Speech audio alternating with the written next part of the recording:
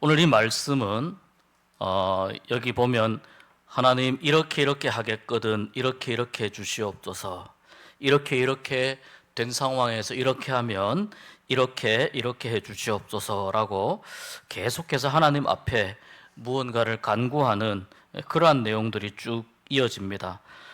오늘 이 솔로몬 이 역대하 6장 말씀을 우리가 다 읽어야 하는데 다 읽지 못하고 그 중에서 좀 중심되는 말씀을 읽었습니다. 이 말씀은 방금 제가 언급한 대로 솔로몬의 기도입니다. 여러분, 솔로몬은 하나님 앞에 굉장히 간절하게 기도했던 그 왕이었습니다.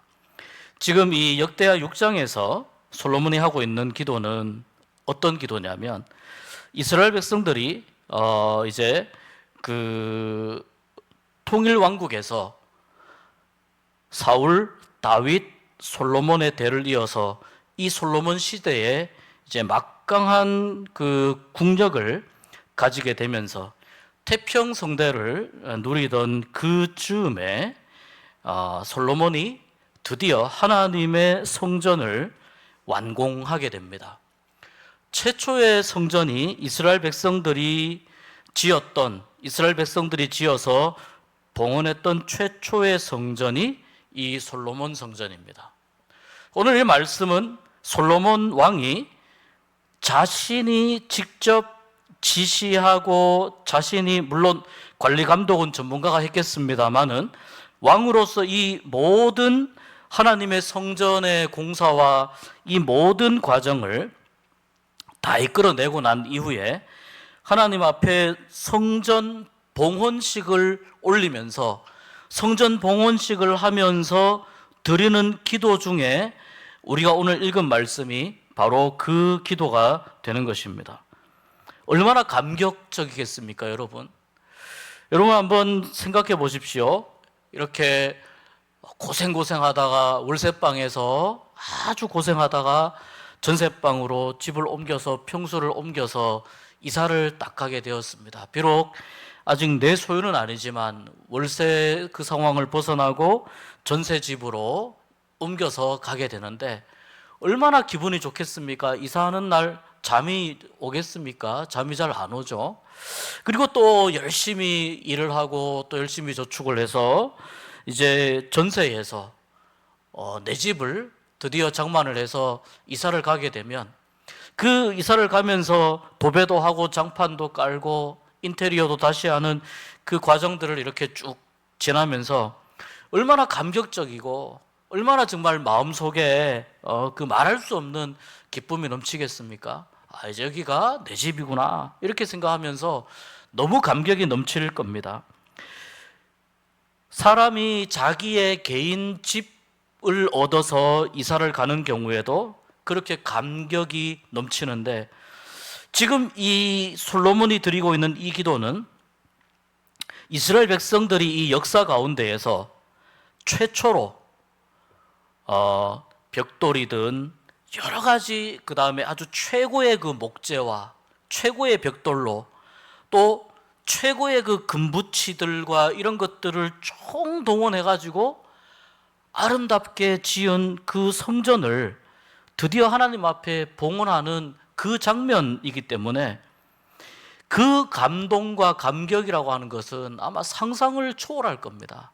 어마어마한 그런 감동과 감격이 있었을 겁니다. 그 감동의 순간에 솔로몬이 하나님 앞에 드린 기도가 오늘 이 말씀 가운데 나오는 기도입니다. 원래 하나님 앞에 성전을 지어서 바치겠다고 하는 그 마음은 사실 솔로몬의 아버지인 다윗 왕이 가지고 있었습니다. 다윗 왕이 자기의 많은 적들이 어느 정도 정리가 되고, 또 그 선대왕 사울 왕의 여러 다양한 영향력도 어느 정도 정리가 되어서 이제 좀 안정적으로 다윗 왕이 그 예루살렘 궁궐에서, 자기의 궁궐에서 지나게 되면서 이런 생각을 합니다. 누구보다도 하나님을 사랑했던 다윗 왕이기 때문에 나는 이렇게 좋은 이 백향목으로 만든, 백향목은 당시에 가장 좋은 그 건축 목재로 사용이 되는 나무죠. 이 백향목 궁궐에서 나는 지내는데, 우리 하나님은, 이때의 그 하나님은 뭐냐면 그 하나님의 언약궤를 이야기하는 거예요. 하나님의 언약궤는 그때 어디 있었어요? 아직까지도 출애굽 시절에 그때 지었던 그 장막 있잖아요. 텐트, 천막. 그 천막 안에 하나님의 언약궤가 아직까지도 모셔져 있는 거예요. 물론 다윗 성까지 이 언약궤를 가지고 와서 여기에서 다시 이렇게 그 성막 비슷하게 만들어서 거기에 보관을 하고 있었는데, 하나님을 누구보다 사랑했던 다윗 왕이 마음에 가책을 느끼게 되는 거예요. 하나님께서 지금 여기까지 나를 인도하시고 보호해 주셔서 내가 이렇게 좋은 집에 살게 되고 모든 적들로부터 이제 자유함을 얻게 되었는데, 하나님의 궤는 여전히 저 장막 가운데 있구나. 그래서 다윗 왕이 선지자를 불러서 제가 하나님의 집을 지어드리고 싶습니다 라고 선지자에게 이야기합니다. 이 선지자가 다윗 왕에게 당연합니다. 하나님께서 얼마나 좋아하시겠습니까?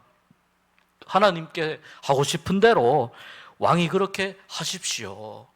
이렇게 이야기했는데, 나중에 하나님의 말씀이 다시 선지자에게 임해서 선지자가 상당히 좋지 않은 표정으로 왕에게 이렇게 이야기를 한 거예요. 다윗 왕에게. 다윗이 나를 위해서 집을 지어주겠다고 하는 그 마음은 내가 너무 고맙게 받겠다. 내가 그 마음은 너무 기특하게 생각을 한다. 그러나 다윗은 나의 집을 짓기 이전에 다윗은 손에 피를 너무 많이 묻혔다라고 말씀하세요. 손에 피를 너무 많이 묻혔기 때문에 다윗 왕의 손으로 집을 지을 수는 없다. 이 다윗 왕이 손에 피를 묻혔다는 건 그만큼 수많은 전투와 전쟁을 치렀다는 이야기이지 않습니까? 다윗 왕이 치루었던 그 전쟁과 전투는 다윗 왕이 자기의 힘을 과시하기 위해서 군대를 끌어모아 가지고 영토를 확장하기 위해서 이웃 나라를 침공한 그런 어떤 그 정복 전쟁이었습니까? 징기스칸처럼 막 이 온 대륙을 다니면서, 말 타고 다니면서 영토를 확장하기 위한 그러한 정벌 전쟁이었습니까? 다윗이 치루었던 거의 모든 전투는 전부 다 수비형 전투예요. 다윗은 공격을 잘 해보질 못했어요. 거의 다 누가 공격해 오면 그거 막기 위해서 안간힘을 쓰면서, 그렇게 전투가 벌어질 때마다 다윗이 무엇을 했어요? 하나님 앞에 기도하면서 전투를 치렀어요. 그래서 다윗은 기도하는 중에 때로는 하나님이 작전도 직접 지시해 주시고, 이러면서 전투를 치르면서 하나하나의 그 고비를, 물론 손에 피를 묻힐 수밖에 없죠. 적들과 싸우는데 어떻게 손에 피가 안 묻을 수가 있겠습니까? 그런 전투를 치루었단 말입니다. 그러니까 하나님께서도 다윗의 손에 피가 묻은 것에 대해서, 그 상황에 대해서는 하나님이 충분히 이해하실 만하다는 것입니다. 다윗이 원해서 손에 피를 묻힌 것이 아니었다는 겁니다. 그런데 하나님은 그럼에도 불구하고 하나님은 다윗이 손에 피를 많이 묻혔기 때문에 다윗을 통해서 집을 짓는 것을 허락하지 않으시고, 다윗의 아들 솔로몬을 통해서 성전을 건축하겠다라고 말씀하시는 것입니다. 여기서 여러분, 우리가 중요하게 생각해야 될 부분이 하나 있습니다. 다윗은 누구보다 하나님의 집을 지어드리고 싶은 마음이 강했습니다. 이것을 일종의 사역이라고 생각한다면, 다윗은 이 사역을 함으로 인해서 하나님께 영광을 돌려드리고 싶었어요. 오늘날의 교회 일로 보자면 내가 이러한 봉사도 하고 싶고, 이러한 사역도 하고 싶고, 이러한 일도 하고 싶은 거예요. 이러한 일을 하면서 하나님께 영광을 올려드리고 싶었어요. 왜? 너무나도 하나님을 사랑했고 하나님이 자기 인생을 여기까지 이끌어 주신 분이라는 것을 확고하게 믿었기 때문에. 하나님의 생각은 좀 다르셨다는 거예요. 그것은 다윗이 할 일이 아니라 다른 사람이 할 일이라는 거예요. 여러분, 우리가 이 부분에서 하나님께서 아까 말씀드린 대로 다윗이 손에 피를 많이 묻힌 이유가 다윗이 원해서라기보다는 왕으로서 나라를 지키고 백성들을 보호하기 위해서 적들의 공격에 맞서서 방어하기 위해서 했던 대부분의 전투, 그 다음에 억울하게 쫓겨다니면서 어쩔 수 없이 치러야 했던 그런 전투에서의 피를 묻혔다고 하는 그 정황적인 내용을 하나님이 다 아시면서도 불구하고 하나님의 기준은 좀 달랐다는 거예요. 다윗이 누구보다 하나님을 사랑했어도 다윗에게 하나님의 집을 짓는 일을 맡기지 않았다는 것입니다. 우리가 여러분 여기에서 중요하게 생각해야 될 것이 하나 있습니다. 내가 이 일을 해서 내가 너무너무 이 사역을 하고 싶고 이 일을 하고 싶은데 이것을 통해서 하나님께 영광을 돌려드릴 수 있다. 내가 하나님을 너무너무 사랑하니까, 다윗처럼 사랑하니까 그러한 마음으로 하나님께 하나님 제가 이 일을 하고 싶습니다 하여도 때로는 하나님께서 워워 하실 때가 있다는 거예요. 때로는 하나님께서 그 일은 너에게 적합하지 않아 라고 말씀하시는 일이 있다는 거예요. 그 일을 위해서 내가 다른 사람을 준비해 놓았고 예비해 놓았다라고 하나님이 말씀하실 때가 있다는 거예요. 다윗의 위대함이 어디 있냐면 너무나 하나님의 집을 짓고 싶었으나 하나님께서 너는 손에 피를 많이 묻혔다. 아닙니다, 하나님. 제가 언제 다른 사람에게 피해를 끼치기 위해서 제가 전쟁을 벌인 적이 있습니까? 라고 따질 수도 있었습니다. 너무나도 정당한 전쟁 때문에 피를 흘릴 수밖에 없었습니다라고 따질 수도 있었습니다. 다윗은 하나님의 그 말씀을 받아들입니다. 하나님의 말씀에 순종하는 겁니다. 다윗의 입장에서 이해가 좀 되지 않을 수도 있었습니다. 그런데 하나님의 말씀에 다윗이 순종합니다. 여러분, 이 부분이 다윗 왕을 더 위대한 왕으로 만들어주는, 또 이 부분이 바로 하나님께서 다윗을 더 기뻐하시는 그러한 다윗의 신앙의 모습이 되는 것입니다. 그래서 우리가 기도하는 목적이 뭐냐면 계속 구별을 하는 거예요. 뭘 구별하느냐면은 하나님, 이것이 나의 생각입니까? 나의 욕심입니까? 내가 원해서 하는 것입니까? 아니면 하나님이 원하시는 것입니까? 이것을 끊임없이 계속 묻는 과정이 뭐냐면 기도라는 거예요. 우리는 어떻게 기도합니까? 하나님, 이것도 해주시고 이것도 해주시고 이것도 해주시고 이것도 해주시고 이 몽땅 모든 것들을 다 해주시면 하나님께 영광이 되겠습니다. 보통 일반적으로 성도들의 기도의 패턴은 이런 패턴이에요. 근데 이 기도의 패턴에서 벗어날 필요가 있다는 거예요. 뭘 계속 물어야 됩니까? 기도할 때 하나님이 정말 원하시는 것이 무엇인지 저에게 가르쳐 주십시오. 깨닫게 해 주십시오. 그리고 내 뜻과 맞지 않을 때 하나님의 그 말씀에 내가 순종할 수 있는 마음을 주십시오라고 기도하는 것이 더 깊은 기도로 다윗의 영성을 쫓아서 나아가는 그러한 기도가 되는 것입니다. 우리가 금요일마다 기도할 때 저는 여러분의 기도가 점점 더 깊어졌으면 좋겠습니다. 항상 이 기도의 주변 언저리만 맴도는 기도가 아니고 점점 깊어지면서 하나님의 뜻과 마음을 깨달아가고 알아가는 점점 그런 기도로 여러분의 기도가 발전해 나가고 그것을 통해서 여러분의 영성이 더 깊어지는 그런 은혜가 이 금요 성령 집회를 통해서 계속해서 일어나게 되기를, 여러분에게 은혜로 임하게 되기를 주님의 이름으로 축복합니다. 여러분이 하나님께서 말씀하신 것을 다윗이 받아들여요.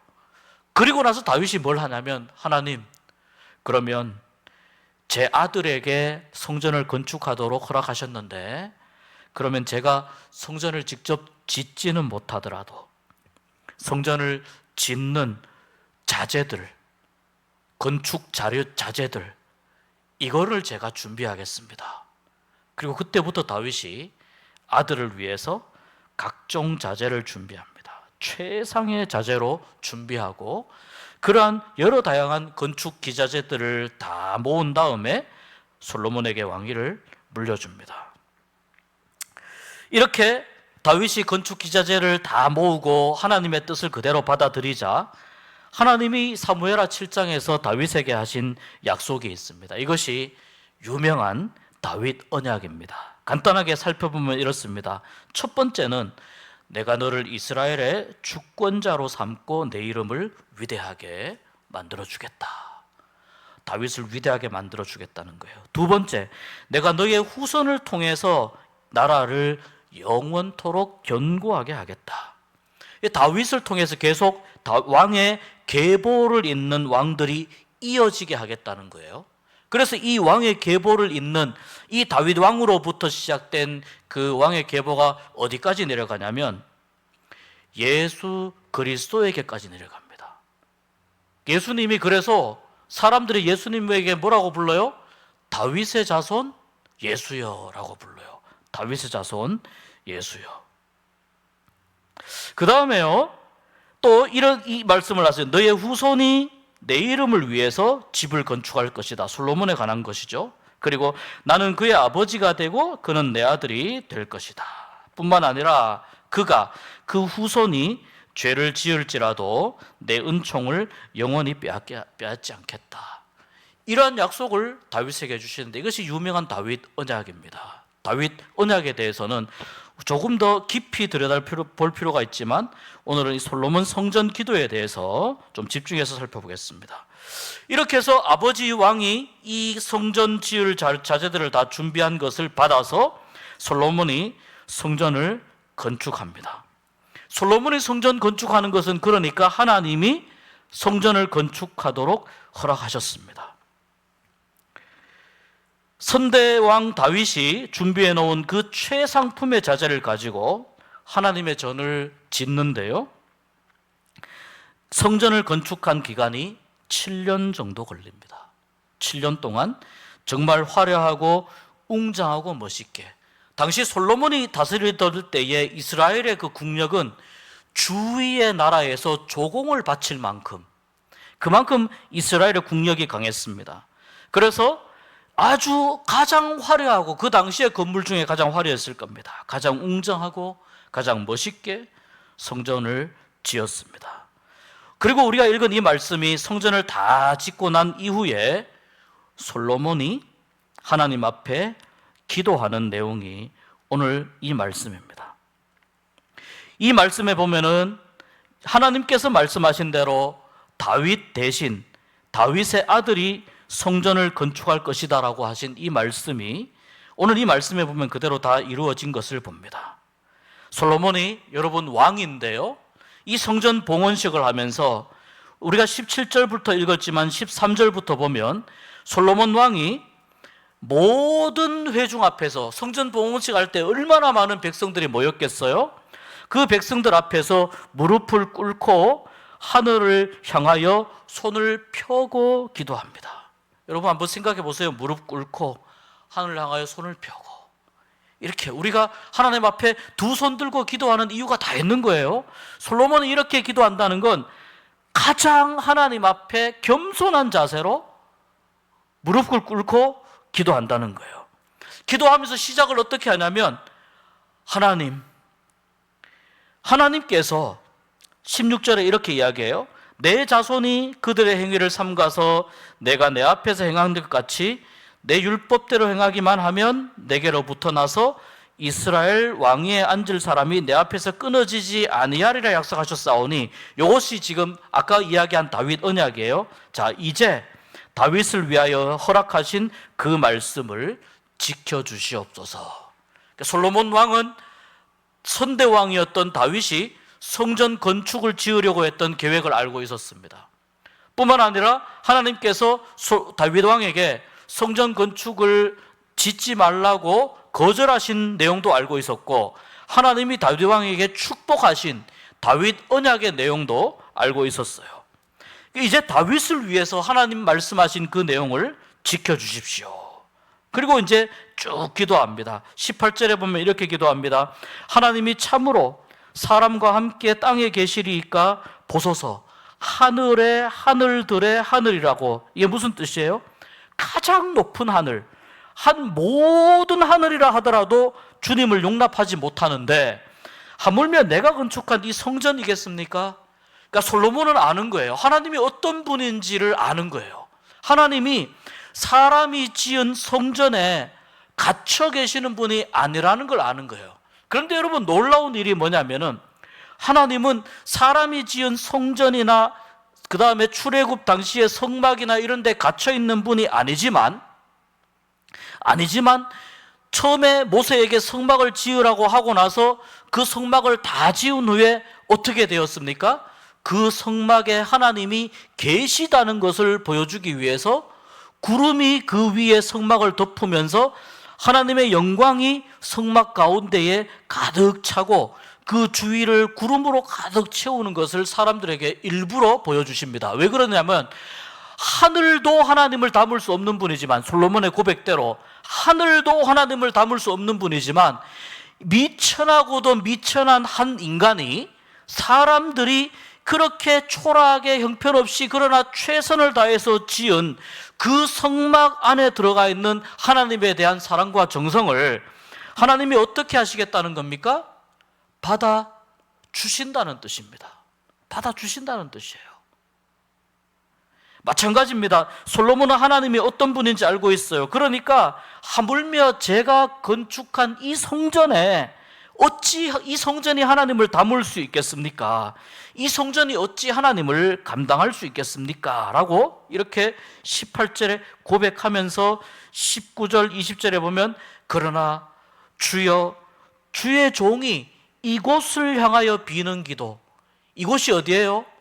이 성전을 향하여 주 앞에서 드리는 기도를 들어주십시오 라고 하나님 앞에 간구합니다. 뿐만 아니라 21절에 보면 주의 종과 주의 백성 이스라엘이, 그러니까 단순히 솔로몬 왕뿐만 아니라 이스라엘 모든 백성들이, 보세요, 이곳을 향하여 기도할 때에. 그래서 여러분, 다니엘이 바벨론에 잡혀갔을 때 어떻게 했어요? 기도를요? 창문을 열고 하루에 3번씩 예루살렘을 향하여서 하나님께 기도했잖아요. 규칙적으로. 왜냐하면 그곳에 성전이 있으니까. 비록 다 무너져 있지만 거기에 성전이 있으니까. 그것을 향하여 기도할 때에, 주의 백성들이 이 성전을 향해서 기도할 때 하나님께 어떻게 간구하는 거예요? 주께서 계신 하늘에서 들으시고 이 백성들을 기도를 들어주시고 백성들의 죄를 사하여 주시옵소서라고 간구하는 거예요.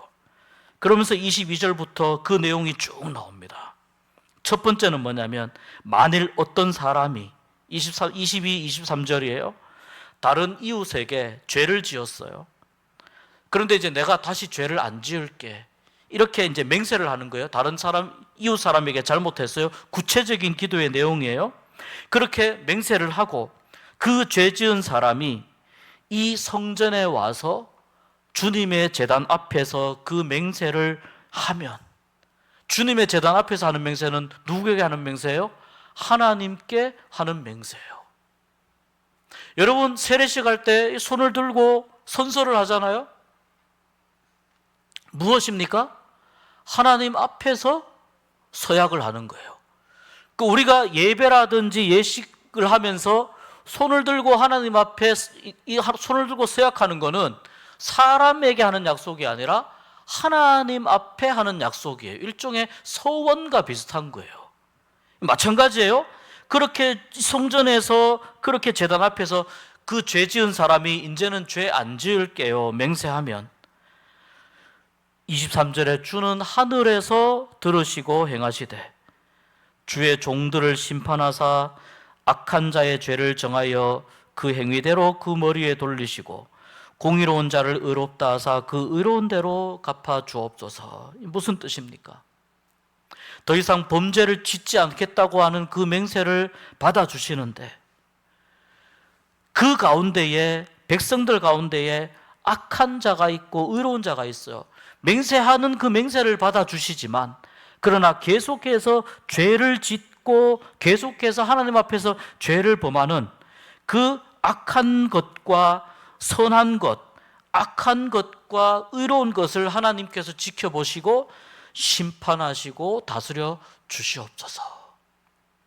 옳고 그름을 하나님, 이 백성들 가운데 옳고 그름을 심판해 주시옵소서. 그러나 죄를 지은 사람이 내가 죄를 지었습니다 맹세하고 하나님 앞에 나와서 다시는 그렇게 안 하겠습니다 맹세하면 맹세를 받아주시옵소서.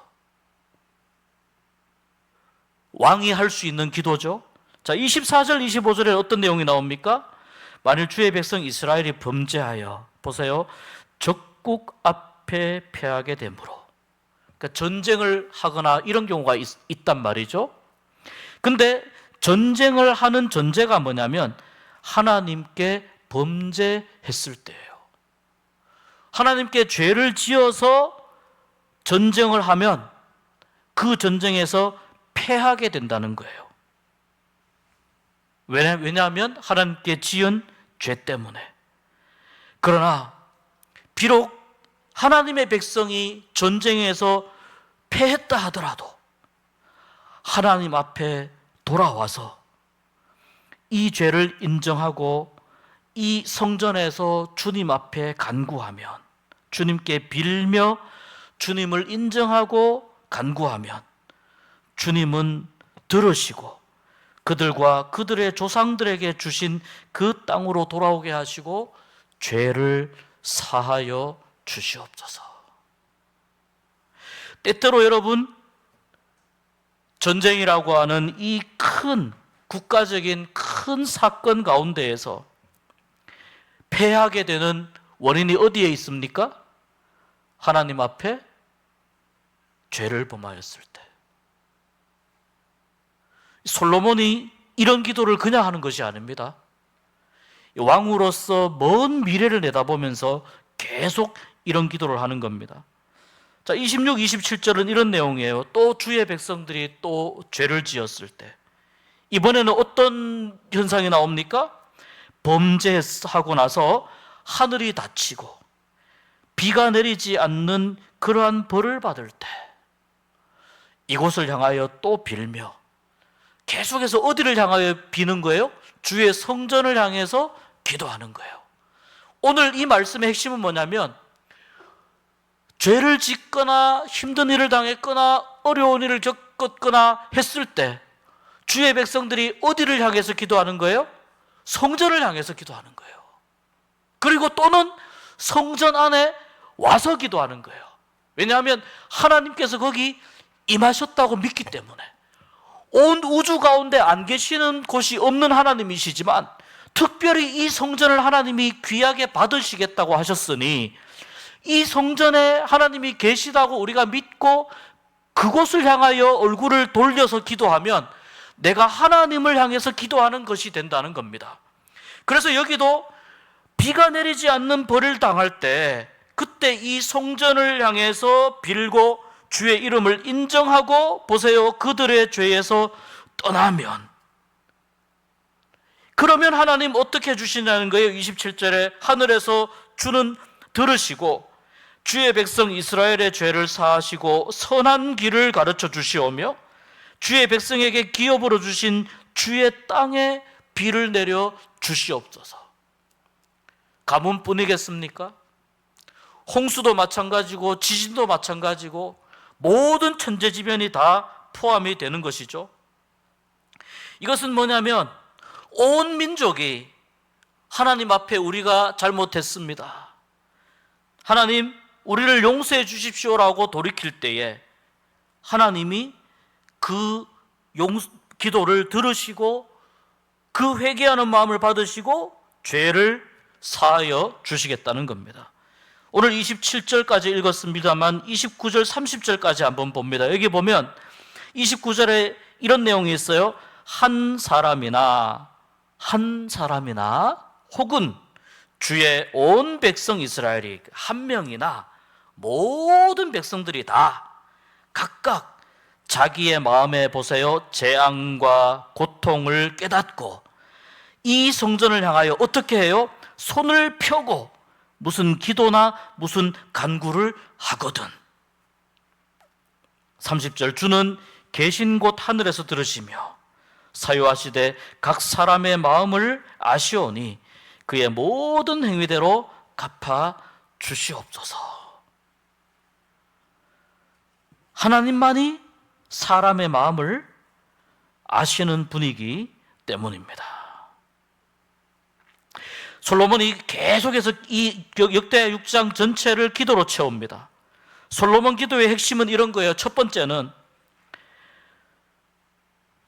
예수님이 말씀하셨어요. 내 집은 만민이 기도하는 집이다라고 예수님이 말씀하셨어요. 그 예수님이 하신 그 말씀이 정확하게 적용되는 기도가 바로 이 기도예요. 성전은 뭐 하는 곳입니까? 만민이 기도하는 집입니다.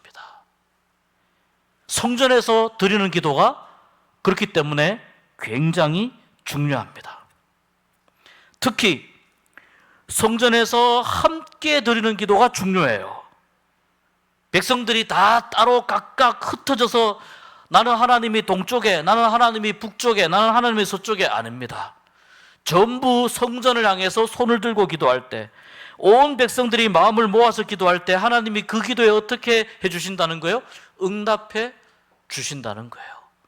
그래서 공동체라면 여러 사람들이 한 마음으로 함께 마음을 모으고 뜻을 모아서 드리는 기도가 더 하나님의 역사하심의 그 은혜가 더 크게 분명하게 임한다는 겁니다.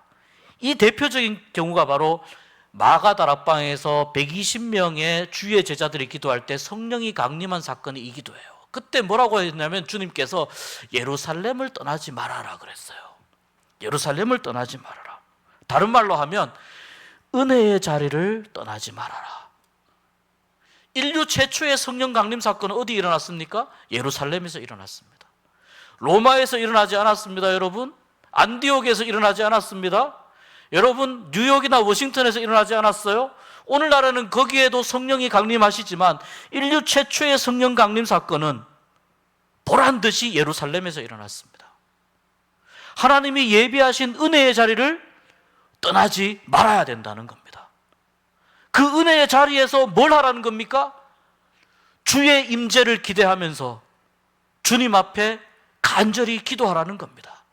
그때 하나님의 예측할 수 없는 은혜가 기도하는 심령들에게 임하게 될 줄 믿습니다. 그 다음 또 한 가지가 뭐냐면 아까 29절에서 이런 말씀이 나왔습니다. 한 사람이나 이런 말씀이 나왔어요. 한 사람이라도 깨닫고 기도하는 것이 중요하다는 것입니다. 특별히 29절에는 한 사람이나 온 백성들의 회개에 대해서 이야기합니다. 여러분, 성전은 어떤 곳이냐면 하나님 앞에 예배하는 곳이고 기도하는 곳이지만 또한 성전은 주 앞에 회개하는 곳입니다. 온 공동체가 죄를 지었어요. 그래서 가뭄이라든지 홍수라든지 이러한 천재지변으로 어려움을 겪고 있어요. 그런데 이것이 우리가 하나님 앞에 잘못한 죄 때문이라는 것을 깨닫게 되면 거기에서부터 회개가 일어나야 되는 거예요. 전쟁에서 패배했습니다. 여러분, 칼과 창을 들고 그렇게 싸우는 것만 전쟁입니까? 우리의 삶은 어떻습니까? 우리의 삶 또한 매일마다 전쟁과 같은 삶을 살아갑니다. 여러분의 삶 가운데에서 실패하거나 패하거나 넘어지거나 좌절하거나 그렇게 해본 적 없으십니까? 전쟁에서 패배한 겁니다. 왜 그렇게 되었는지 하나님 앞에 물어야 된다는 거예요. 무엇 때문인지 하나님 앞에 기도하면서 물어야 된다는 겁니다. 뿐만 아니라 전염병과 여러 가지 질병 등의 이러한 죄들로 인해서 이런 것들이 발생했을 때 그것이 우리가 지은 죄 때문이구나, 하나님 앞에 지은 죄 때문이다라고 깨달은 단 한 사람이라도 성전에 나와서 성전을 향하여 손을 들고 기도할 때 하나님께서 어떻게 해주십니까? 한 사람이라도 하나님 앞에 엎드려 기도할 때 하나님은 그 기도를 들어주시는 분입니다. 그래서 한 사람이 소중하고 하나님이 찾으시는 한 사람이 얼마나 귀하고 소중한가 하는 것을 알 수 있습니다. 여러분, 집에서 해도 되는데 왜 우리가 성전에 나와서 기도합니까? 오늘 솔로몬의 기도도 그렇고 예수님도 그렇고 하나님은 성전에서 함께 모여서 기도하기를 원하시기 때문입니다. 왜 모여서 기도합니까? 함께 기도하는 그 기도를, 공동체가 같은 마음과 같은 뜻을 품고 드리는 기도를 하나님이 더 기뻐하시기 때문입니다.